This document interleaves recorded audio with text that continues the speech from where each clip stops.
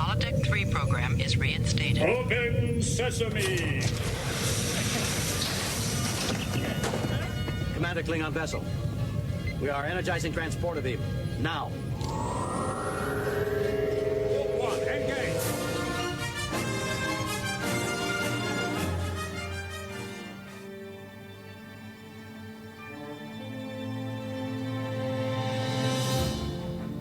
All right, welcome everyone to Star Trek from the Holodeck. This is the Discovery Edition, and I'm your host, Michael Flores. And next to me at the Science console is David. Hello, David. How's it going, Captain? Good. Very respectful. Thank you for calling me Captain. I appreciate that. We have to keep everything calm and collective here on Discovery. Can we hold on to each other and scream? Yeah, I was about to say the only thing we can do is scream. Yeah, can we do that? Can we hold on to each other and let it all out? Let's just let it all out. Let those emotions flow. Was that cringeworthy to you when seeing those two do that? You know what, dude? At first, I was like, oh, I don't know why. I felt uncomfortable just a bit, but then I actually really liked it because of what it meant for the two of them. Like, I'm okay with corny because it was corny. It was corny. It was, but that doesn't mean it was bad. There are certain aspects that work that are sometimes corny, and I think that is one of them. And we'll get into it a little bit later towards the end of the show because I want to connect it to other thoughts pertaining to this season of Discovery. But that's a good question, Dave, because I was wondering how you felt about that as well. Well, the funny part is I know it's an actual real therapy, too. the whole screaming therapy thing. I'm into death therapy. You know? It is basically like a true therapy, but in practice, it is a little cringeworthy.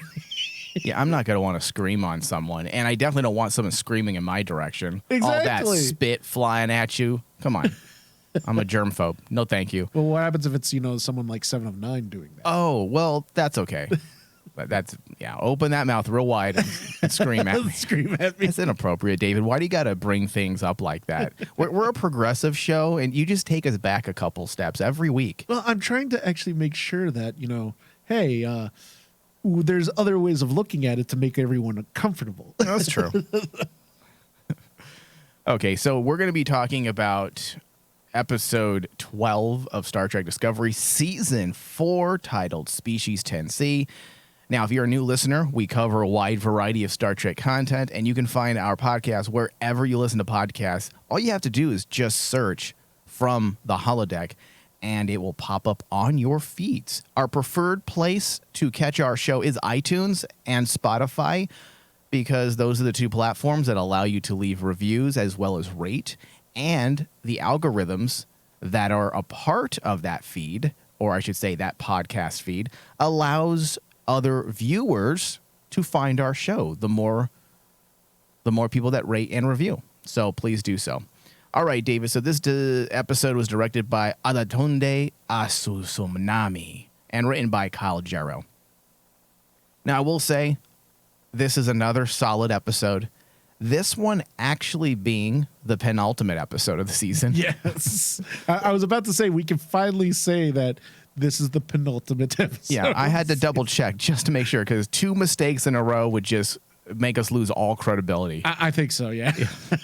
Like, these guys don't know what the fuck they're talking about. Every single week, this is the penultimate episode. Do they even know what that word means? Nope, absolutely not. Absolutely not. All right, so this season continues to prove its value and contribution to the Star Trek legacy. That's right, David. I am going there. With moments dedicated to notions of logic, teamwork, the continued theme of cultural context is factoring into several key aspects of the season as well. But also, the writers are framing moments with a heavy dosage of Shakespearean attitude. Yeah, I mean, especially in this one, Discovery, I think, has finally found its voice, its own voice, its own personality that helps it separate itself from the other shows. Like every single Star Trek series has its own feeling, its own vibe. Mm-hmm. And I think, like, particularly with this episode, I think they've hit their peak when it comes to this is what a Discovery series should feel like. Well, hopefully not their peak, but definitely this is them firing on all cylinders. Firing on all cylinders, Yeah. like, because like the one thing me and you have always gone back and forth about every single season of Discovery is Discovery has to find its voice. Yeah, and I want to say it took them this long to do so only because of the exchange of creative leadership that kept going on in there during the opening, 2.5 seasons? Yeah, and also you do have to throw in the pandemic into this because it slowed down production so much. Yeah, but the show finally did, I would agree, definitely found its voice. I want to say in years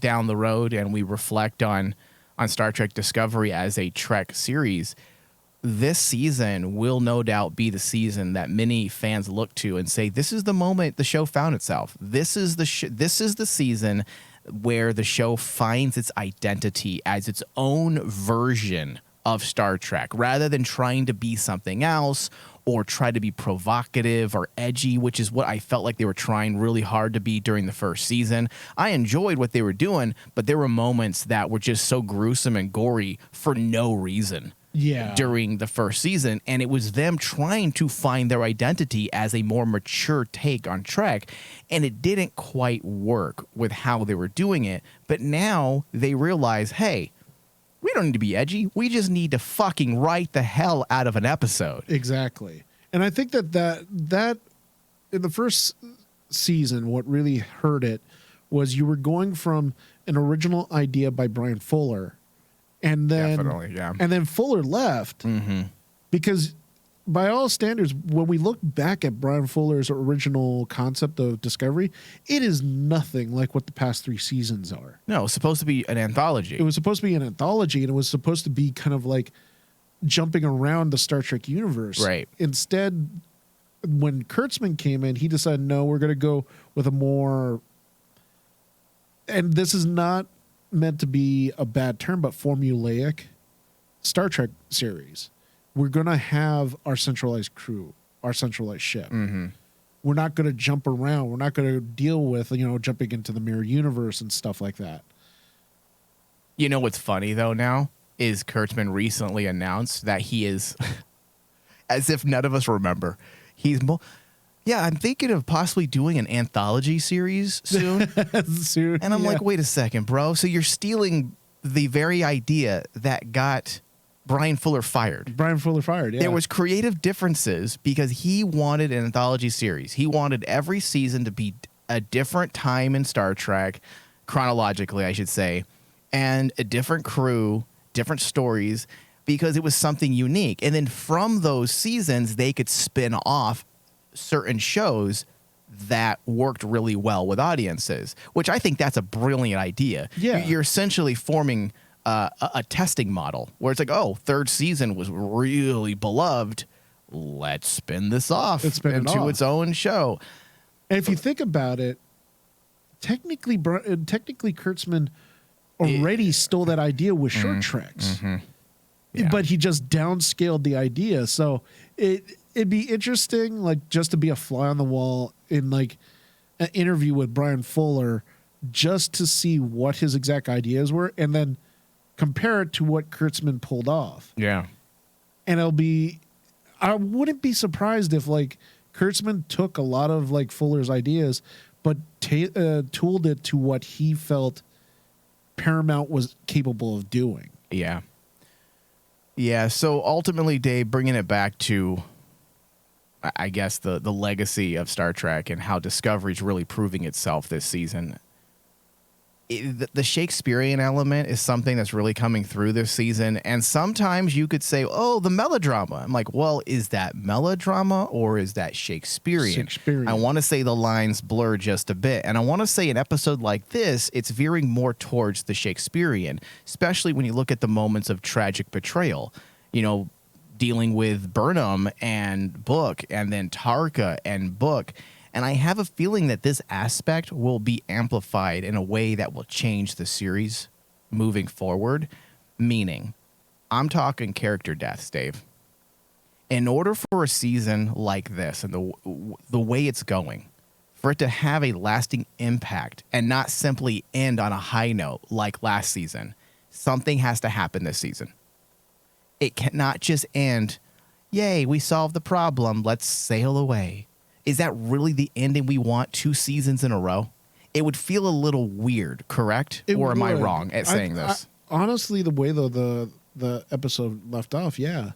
It would be a little strange to all of a sudden Discovery wins the day, move on. Like when you have a serial, you can't always end on a positive note because you have to fuel the momentum for the next season based on those emotions and motivations that you can pull over. Now you can wrap up the immediate threat, but there needs to be some lasting effect. Yes. And that's the thing is like the lasting effect because like you're dealing with also honestly some of the most deepest character studies Discovery has tackled throughout its 4 seasons. I mean, the whole character development of Book has been like a roller coaster. Mm-hmm. You started off with a man who is hell-bent on revenge. He wants revenge.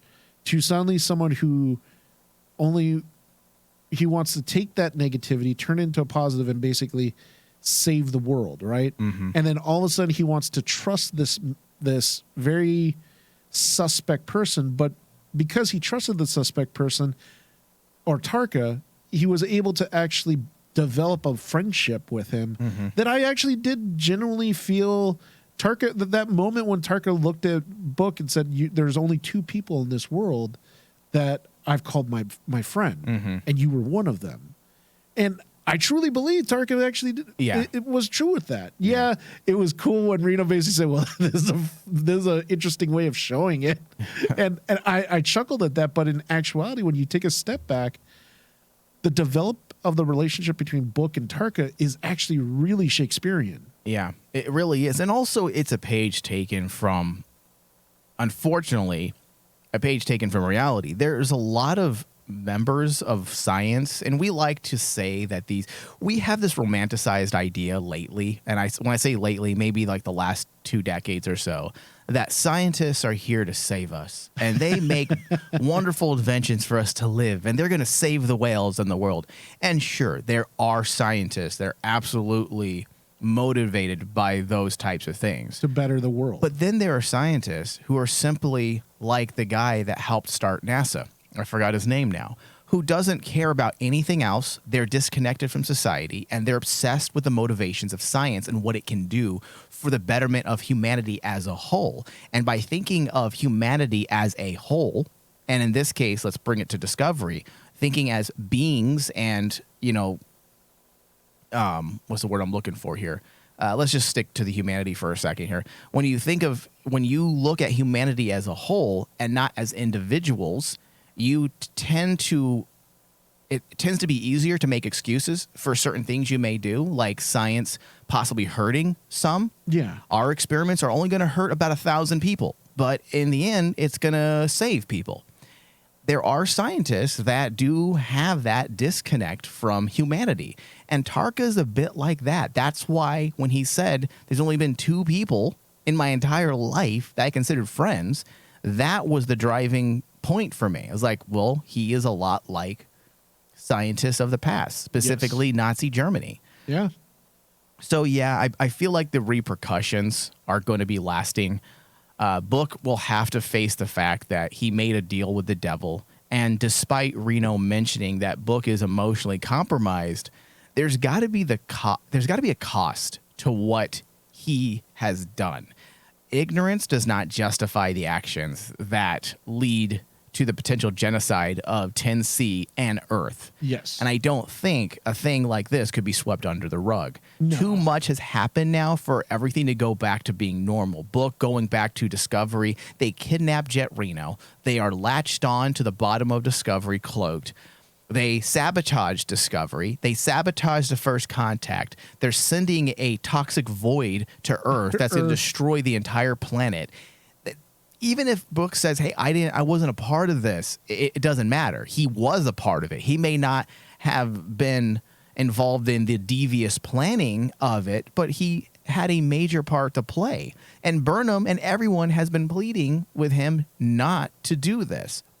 And that's why I'm saying, from a writing standpoint, and when you view this through the Shakespearean lens, it's going to end badly for him. And I've been saying this all season, it seems like, but it's even worse than just ending badly. I think he's going to pay the ultimate cost. Sabotage and the potential killing of a species during a first contact negotiation. I mean, though Book isn't necessarily a Federation citizen, presumably within the logic of the series, he's still going to be held responsible. Yeah. And even if, let's say, he's not held responsible, like being thrown in the brig, literally, he's going to be held responsible. There has to be repercussions for the viewer. There has to be. Which means a death. He's got to die. I think he's going to die.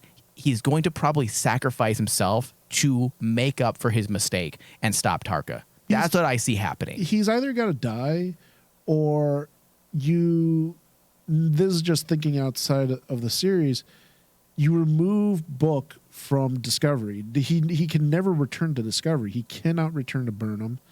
He cannot return to the crew of the Discovery because... So either death or remove him from the show, right? Or exile. Yeah, you have to exile him. And it did make me think, honestly, with how Star Trek is and how they're very open into branching out and finding spin-off series, just unloading any Star Trek content that they can, I could see them actually making a series around Book. You know, this lone guy who basically is in the Star Trek universe by himself. He's isolated. I agree, because he's an interesting character, and it would be a shame. He has no home planet to call. All he can do now is just try to stay alive in a universe that vilifies him. Yeah, there's not a lot left that they can do with him, I feel like, after this season, other than what you're saying. So, but that's why I'm saying this leads to me thinking that he's probably going to die, or something's going to happen to where he just cannot be even around the Discovery ship. Maybe Burnham allows him to escape, you know, when he's going to be held responsible by the Federation.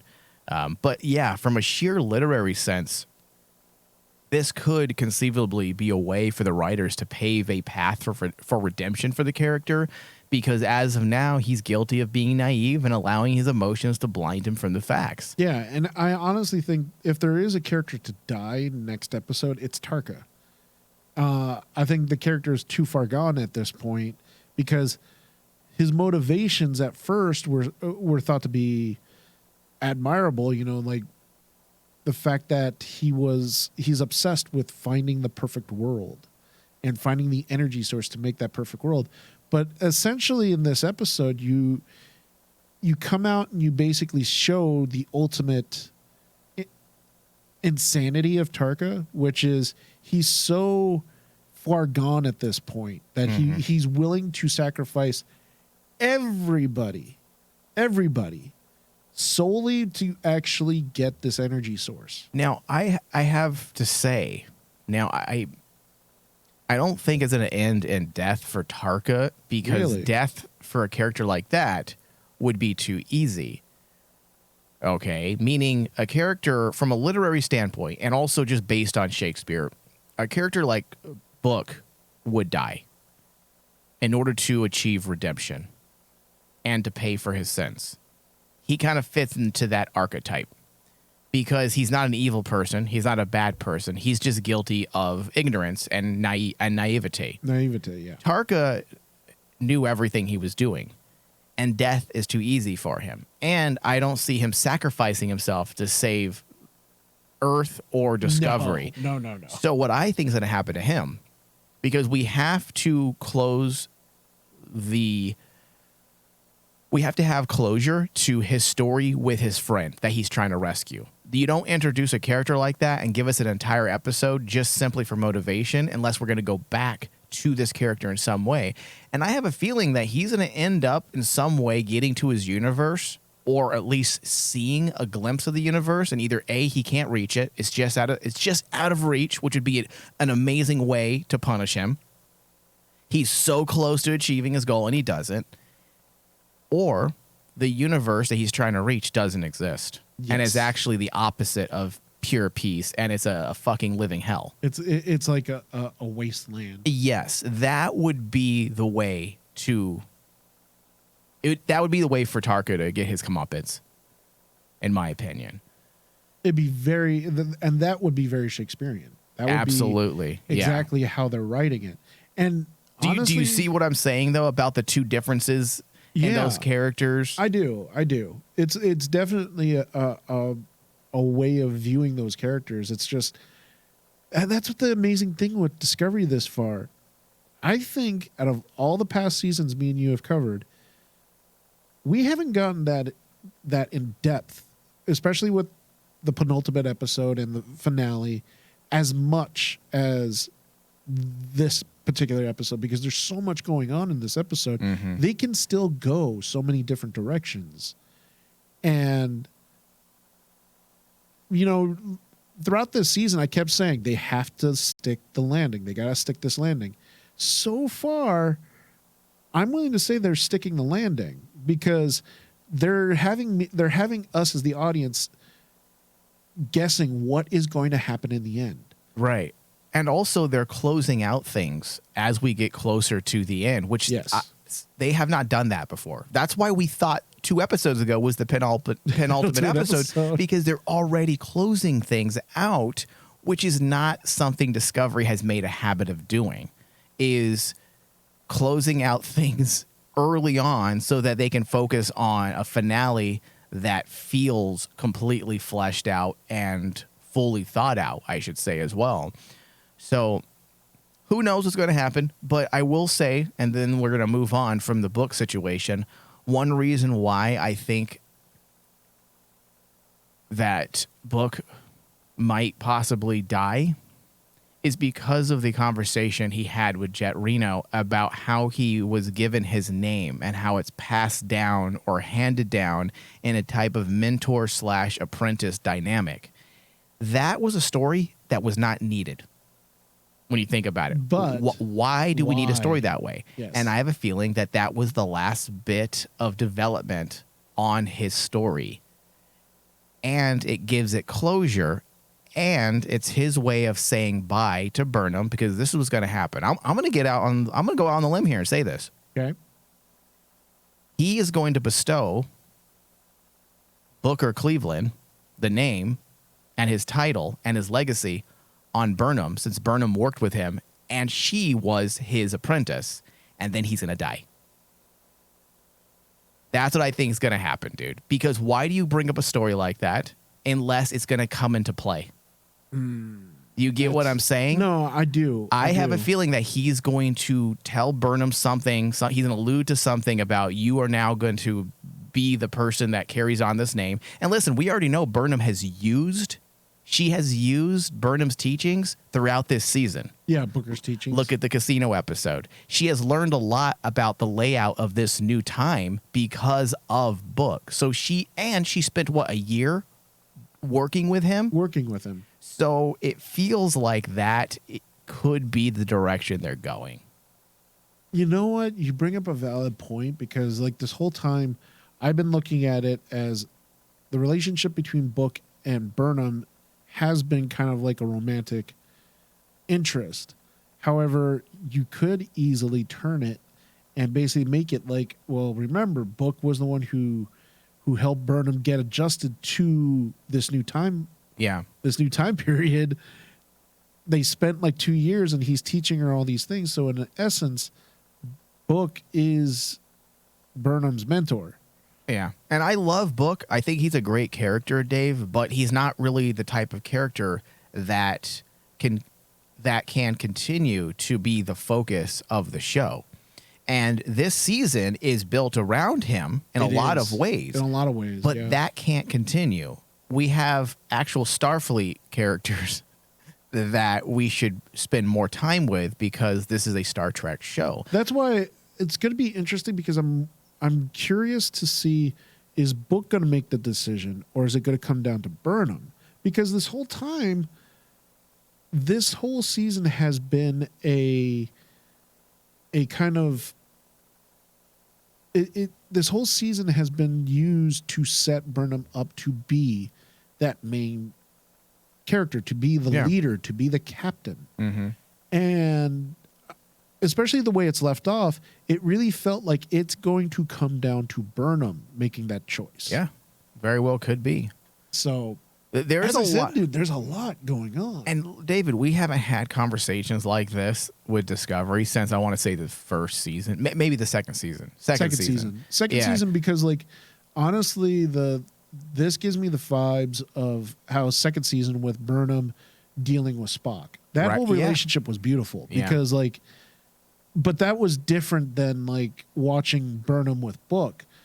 Her and Spock was a brother and sister trying to come together and basically come to an understanding with each other as a family unit. Right. Book and Burnham are this season have been teetering between, you know, this romantic interest to, now that you've actually brought it up, a very mentor type of student relationship where it's kind of like she's using tactics that he used.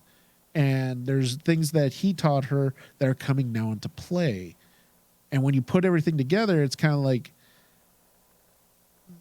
it is one of the more dynamic relationships that we've seen Burnham put in since Spock. Yeah. It is. But that's why, see, I feel like Burnham's character works better when you pair her up with this type of, I guess you can say this type of dynamic. Well, that's why I thought the whole relationship between her and Relac is now turning into what she. Yeah, that's a good relationship too. What she's had with Book. Yeah, and now, you know, if the writing is on the wall, like what you said, and Book is going to be taken out of the equation, Relac is now going to be kind of like that person that Burnham bounces off of. Yeah, it's almost like Book's not really needed anymore. That's another thing. And something that good writers do in shows is once a character's not needed, they take them out. And they remove them. So, and not to say I want that to happen because I really like his character, but sometimes you got to kill your darlings. Isn't that the saying? You got to kill your creations. Yeah. Yeah. And Book and Burnham, that sounds like an 80s or like 70s cop show, doesn't it? It does. Book and Burnham. Book and Burnham. Book and Burnham. This summer. Let's see if it works. Oh, yeah, it works. Yeah. Yeah. Book and Burnham. Book and Burnham. Coming to the theater near you. Look out. Phasers set to sex. Phasers set to sexy. Book and Burnham are coming at you. Look out, bad guys. Book and Burnham are coming. So bad. So bad. It does sound like a cop show, though. It really does. It does. Okay, so now the highlight for me, Dave, in this episode was the well thought out and unique approach to First Contact. Okay, are we getting into this? Because there's a lot. God, it was so There's a good, lot. David. It was amazing. Yeah. The communication process and the linguistic investigation leading up to the breaking of the communication barrier Yes. was very neat, and how they use science, math, and the philosophy of sentience to overcome the language issues. Now, I'm gonna bring this up because this was the first. This right here was what made this particular episode so special for me. Is this is the moment when I basically went, you know, Discovery is probably the most intellectual Star Trek series I've ever watched, because you get to this point, and I'm going to be honest, you know, me and you have talked about it off the air, how mass audiences look at Discovery and they kind of poo-poo it, and a lot of Star Trek fans poo-poo it, but like Discovery is one of those shows that I think a lot of people are put off because they're not intelligent enough to understand what's going on. No, I don't think that at all. Jesus. Because dude, I love bringing up the whole math as language. Yes, Dave, listen, I agree with you, everything you said, up to the insulting of people. It's not insulting. Listen, it's just honest. There are people that have different tastes, and there are some people who don't want to overthink when they watch something. Typically, those aren't Star Trek viewers. Most Star Trek viewers tend to be a little higher on the IQ scale for the most part, at least when you compare them side by side, the average TV audience. But I will agree with you, Dave, that Star Trek Discovery is, without a doubt, especially after this season, one of the more intellectual Star Trek shows, without a doubt. They don't pull punches. They really know how to make some of that fringe and pseudoscience really make sense. Yes. And if you look things up, I'm not a scientist, so there are things that I need to look up. But when it comes to the philosophy angle, I usually can pick up on that right away, and any issues pertaining to the writing. But I will say, Dave, that everything they use, the words and the science lingo, all of it is steeped in some type of real science. Real science. Which is what Star Trek has always been built on for the most part. But the way Discovery does it, this is a perfect example of the point you're trying to make, Dave. This entire sequence with during the first contact with 10C was a perfect example of how intelligently written this show can be at times. And interestingly, the species, this is what we learned through this entire process. Not only was it smart, but also it was a great way to intelligently flesh out this species that is very different than anything we've seen. Exactly. So interestingly, the species uses light patterns as their language. Yes. And the pheromones to convey emotional inflection and context. And this is where it gets intriguing, because the writers express an interesting and philosophical idea on sentience. This aspect of the narrative begins when the crew of Discovery realizes that they are being tested by species 10C, because 10C, they're unsure that they're dealing with sentient beings. A sentient being, yeah. When this happened, the Federation president had said they should realize we are, because we came here in a starship and we warped here.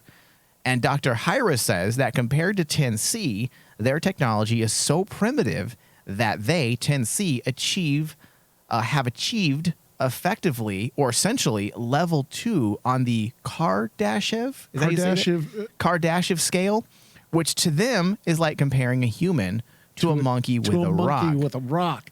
And I was so happy to hear them use this type of lingo, because I have heard of the Kardashev scale. Yeah, this is actual science. And the sad part for me is I can see people like looking at this thinking that, oh, they're just flashing lights and everything else, and why don't they just tell the aliens, they're too intelligent to communicate directly. And how awesome is that? And here's the thing. For me, I was like going, there's going to be some audiences basically going, they're not smarter than humans. Oh, come on. We're not that smart. Exactly. I mean, even to our own standards, we're not smart. If you look at what the Kardashev scale is, which the reason why I'm familiar with this is because I'm a space nerd. I love NASA. I love all of that stuff. And basically, in a nutshell here, I'll briefly explain what the Kardashev scale is. In 1964, a Soviet astronomer, Nikolai Kardashev, designed a scale that classifies global civilization on the basis of their level of development. The scale is a method of measuring a civilization's level of technological advancement based on the amount of energy it is able to use. The more energy a civilization has, the more technology it can create, and the more new technologies are created.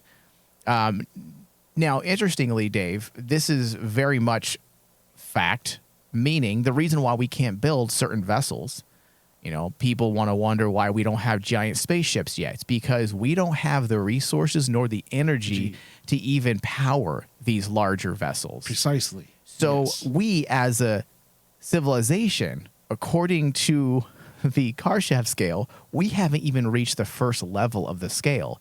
Currently, human civilization is at 0 level. 0 level. Yeah. Because there and to give people an idea of this, there's 3 overall level, or 4 if you count 0. 4 levels of the Kardashev scale. There's 0, type 1, type 2, type 3, right? What's type 1? Type 1 is what we're close to, that we're near actually space travel, right? Like true space travel? True space travel. Type 2 is basically we've successfully gone into space and we can actually spread out and so I have the direct definitions, Dave, Yeah. if you want me to read them rather than paraphrasing. yeah, because If that's easier. I'm going off my memory because I love this stuff, dude, because it really puts it into scale. How undeveloped we How are. undeveloped and how insignificant We are so insignificant. Like, we are nothing. We really are. So in order for us to reach level 1, Yes. currently we are residents of the 0 level. And what we need to do in order to reach the first level is we need to produce more energy, obviously. And according to data on global energy consumption, we have passed only 0.16%. So, David, we're not close to level 1. Yeah. Type 1 is okay. So type 1, humans will learn to extract energy from everything on the planet. Currently, the civilization of type 1 is usually defined as one that can harness all the energy that falls on the planet from its parent star, which obviously we're unable to do. No, we're way not even close to that. Yeah. Type 2, humans will be able to subdue the energy of the sun Of the sun. Yep. and the entire solar system, which not even close. Not even close. And people out there automatically are saying, well, what about solar power? No, we're talking you have to harness the power of the sun physically by way of a Dyson sphere. by a Dyson sphere. Yes. No way. Level 3, we have to subdue the entire Milky Way galaxy. All the planets and stars that make up our galaxy will be contained in Dyson spheres. Humans will extract and harness all energy in our galaxy. You know what? Technically, unknown species 10C is almost type 3 because Almost type didn't they 3. have... They were definitely between 2 and 3 because They're between 2 and 3 because they were able to actually master a Dyson sphere. and they have a solar system. Yes. They're not just mastering the sun, they're mastering a solar system because I believe it was Jet Reno that said there is... Maybe it wasn't Jet Reno. Was it? I don't remember. I think who it was Stamets. Okay, was it Stamets? There was like, what, 3 planets and a sun in there? Yeah. It was an entire solar system. It was a solar system. So I would say they're somewhere between 2 and 3. Yeah. So that right there shows just how emotionally compromised Tarka is because Tarka is very aware of the level system, I'm sure. And the fact that he thinks he can destroy this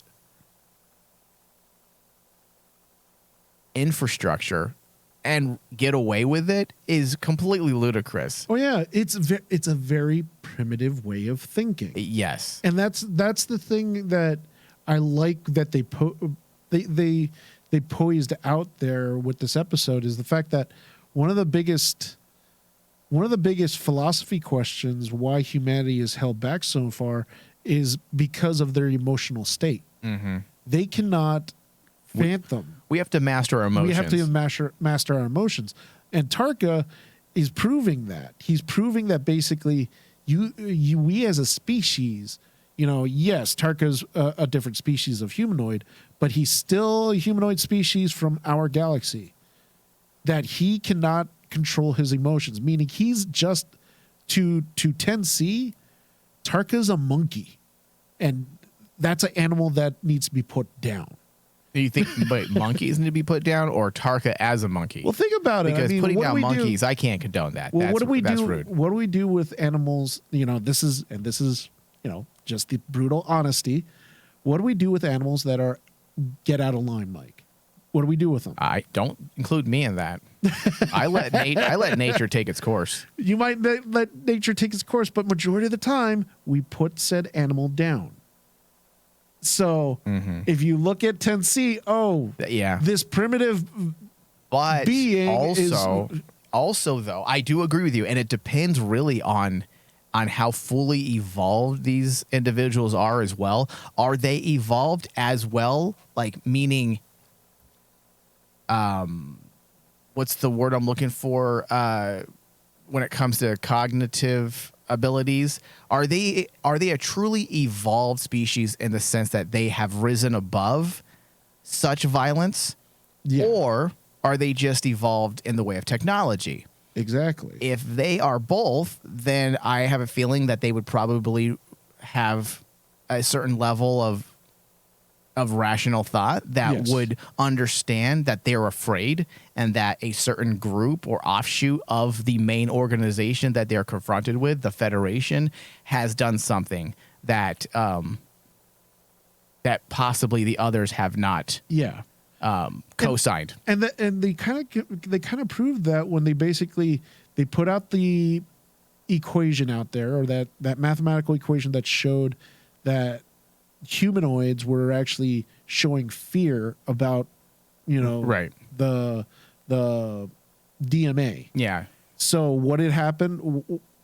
10C reacted and basically reacted with an equation that showed Paul guilt, saying, sorry, our bad.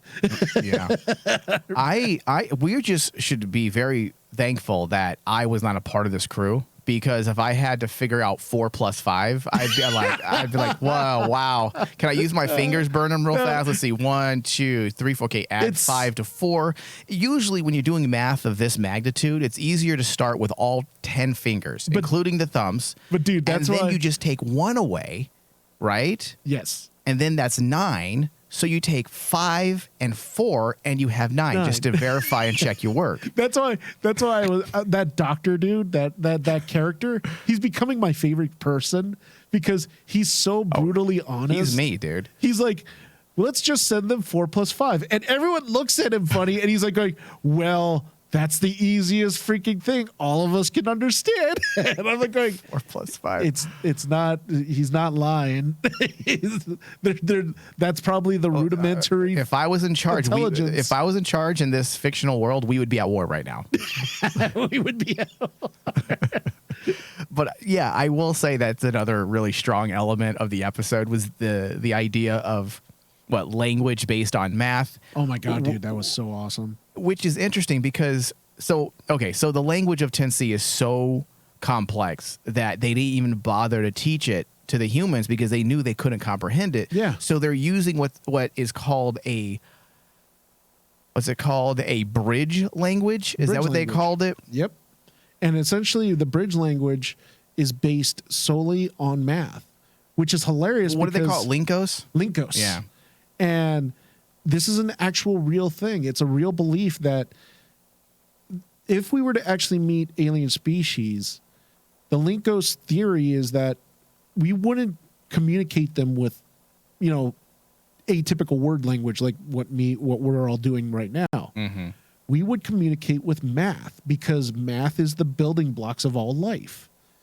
Every living species should be able to understand mathematics because it's the quote-unquote universal truth. Right. Now, just to rebuttal that theory, now, in the world of Star Trek, it works, right? It works. Because in the world of Star Trek, math is that universal communication, right? Element that people use. Science will save the day. That's the thing. Right. Science has to save the day. So math being used is interesting. However, in I don't want to say recent times. I want to say back in the early days of Western philosophy. So that's definitely not recent times, Dave. Plato and Aristotle, I want to say they posed questions originally that other philosophers have picked up on in more recent times. That possibly math isn't a universal language because they have posed the questions. It's part of the epistemology aspect or branch of philosophy. Is mathematics invented or discovered? Did we create it to help us understand things, or did we actually discover math? You're bringing it even further into the realm of If I was the showrunner, If I was the Discovery, showrunner, that's what I would bring up. But here's the thing, though. Then you just added more problems to the story because, like, I know. then you would have to actually say, well, if they don't understand math, and math is like basically our universal language. Math is a kid's toy with our species. It's for dummies. But like, I've always loved that notion that basically math is the ultimate answer to everything in the universe. You know, it is, you know, the whole joke outside of Star Trek, you know, the answer to life is 42. Mm-hmm. That's a mathematical equation. It's also bullshit. And it's bullshit. But like, when you actually sit down and think of it as a logical person, if I were to go out into space and meet a alien species, you know, most likely, are you going to try to put together the very difficult equation of 5 + 4? Exactly. Because like, what are you going to do? Most likely, they're not going to look like me and you. They're not going to look humanoid. They might be. That's why I love the fact that 10C, we don't really see their form. It's a gaseous form. Is it like it looked like a brain with like tentacles, right? Kind of. Yeah. Kind of. That was really like, cool. And they did it very subtly so that basically I think that's the best way they can do it. Budget wise. And also when you works. When you think about it, it's better to leave it subtly because if they were to try to answer, this is a species that's higher in plane of intelligence than us. Mm-hmm. A lot of people might think that that's hokey, especially when you all of a sudden, you know, show it and all of a sudden, oh look, it's a brain with like waving tentacles and stuff like that. That's very original series. Yes. Yeah. It is. I see your point. Yeah. And like, it's better to leave it very subtle because then the audience can use their own imagination. What do you think an actual alien species would actually look like? Well, and they showed them slightly in the holographic display. They showed an outline of them. Yes. So I'm like, that's a good way to get our brains kind of going in the right direction, and then we can use our imagination for the rest. And I'm okay with that. I think that does work, actually. Sometimes less is better. And I think in a situation like this where you're dealing with the unknown, if you were to see the species, I feel like half the suspense would be taken away. Yeah. And that's what is the beautiful thing about this whole thing of using math as a universal language, is it adds to that tension and it adds into that mystery. Is like, if math can answer everything. David, listen, you want math to be the universal language, but I'm going to raise you sex. Sex. Dude, do you think you can have sex with 10C? Listen, I don't think so. No, but they'll understand it. I'll be like, come here, Burnham. Let's have sexual fast on camera. And then we're going to beam this image over to them. They'll know what it is. I'll share my pheromones. They know what a good fucking is. But see, they'd be confused though, because you know, you'd have anger, you'd have guilt, you'd have ecstasy, you have all those emotions just firing off all at once, and they're going to be like, going, "What the hell are they doing?" Listen, there's no anger; it just be pure love for Burnham. But like, come here, let's show them what it's all about: universal lovemaking. Universal lovemaking. All right, so get more from the Holodeck content by pledging to our Patreon page.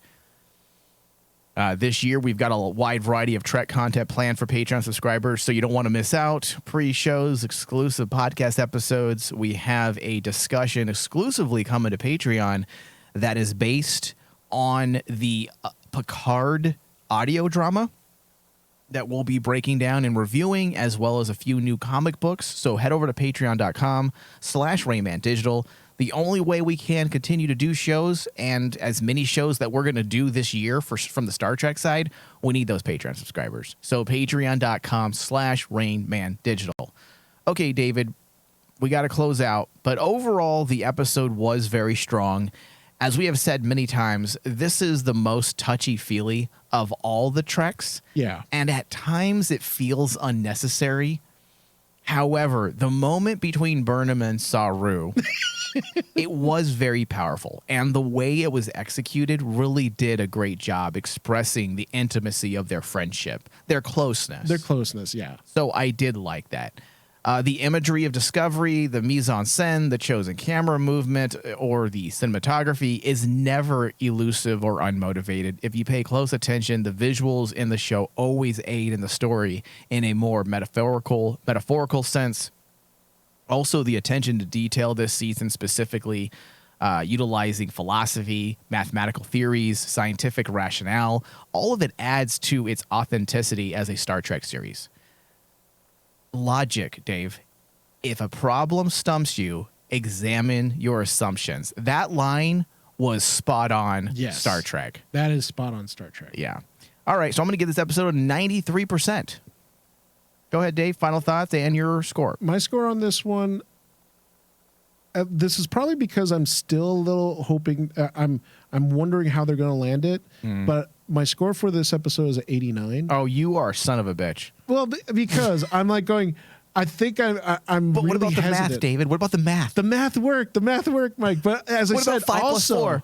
Also the problem that I alluded to in the very beginning is like, while Discovery has found its voice, and I really fully believe that this is the episode that they truly found what Discovery is and what their themes and what their tones are. Yeah.